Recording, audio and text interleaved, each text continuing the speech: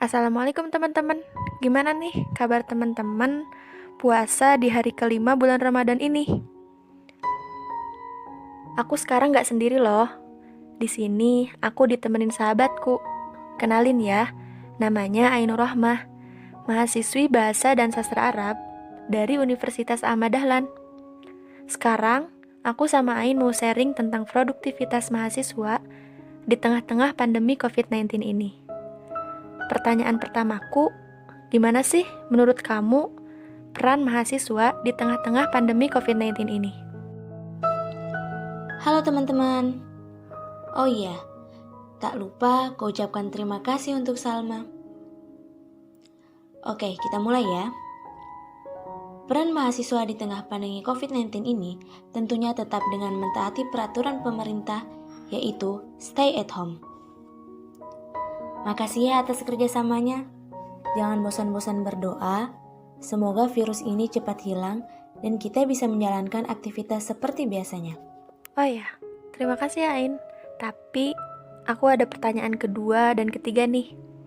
Yang kedua, gimana sih menurut kamu di saat pandemi COVID-19 ini, kita sebagai mahasiswa sangat terbatasi penggunaan sarana dan prasarana dalam menjalankan aktivitas.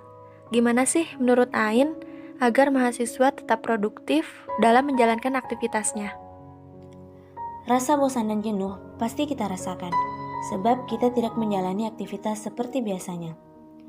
Yang biasanya kita pergi ke kampus, kerja tugas bareng teman, nongkrong di angkringan, atau lain sebagainya.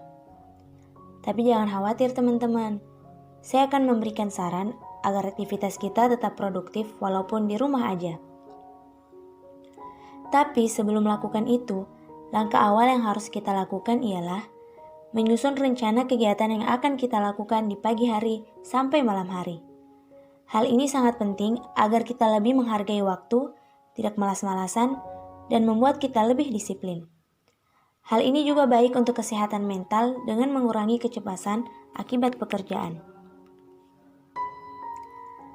Aktivitas produktif yang bisa kita lakukan ialah: pertama, sebagai mahasiswa, kuliah online atau kerja tugas sudah pasti masuk dalam list kegiatan. Aktivitas produktif yang bisa kita lakukan ialah: sebagai mahasiswa, kuliah online dan kerja tugas sudah pasti masuk dalam list kegiatan.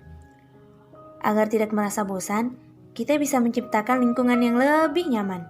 Misalnya, jika lebih sering di kamar, kita bisa merenovasi kamar kita dengan menghiasinya, seperti memperkaya motif yang ada pada dinding, menggantungkan gambar yang berwarna-warni, atau kreativitas lainnya. Di bulan yang suci ini, tentu tidak asing lagi dengan perkataan one day one juice. Nah, agar terasa ringan, kita bisa mencapainya dengan cara mengaji minimal 2 lembar setiap selesai sholat. Sedikit tapi pasti, itu lebih baik bukan?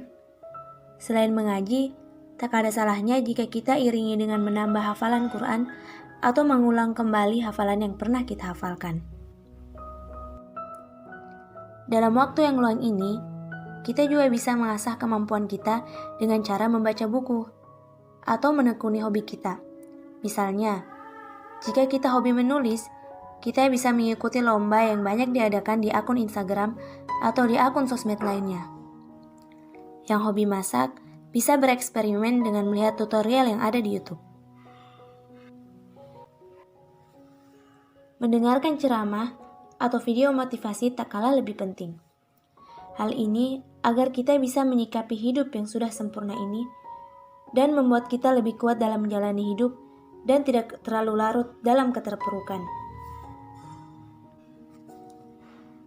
Setelah melakukan aktivitas itu, jangan lupa olahraga ya teman-teman. Karena itu dapat meningkatkan daya tahan tubuh kita agar kita tidak gampang terserang penyakit dan membantu mengatasi emosi dan mengurangi kegelisahan serta mengurangi stres.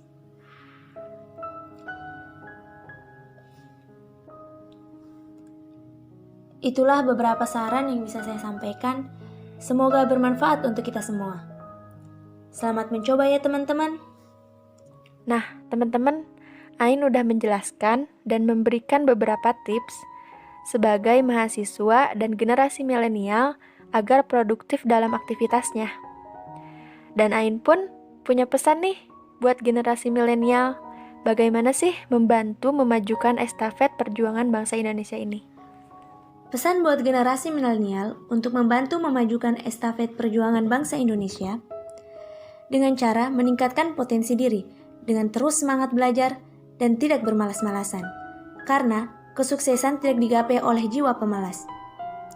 Dan yang kedua, meningkatkan kepedulian pada situasi terkini yang sedang terjadi di Indonesia agar terlibat aktif melaksanakan kewajiban sebagai warga negara. Nah, teman-teman, mungkin podcast hari ini hanya segini ya. Semoga bermanfaat. Tetap stay di rumah aja ya. Semoga teman-teman semua sehat-sehat. Terima kasih.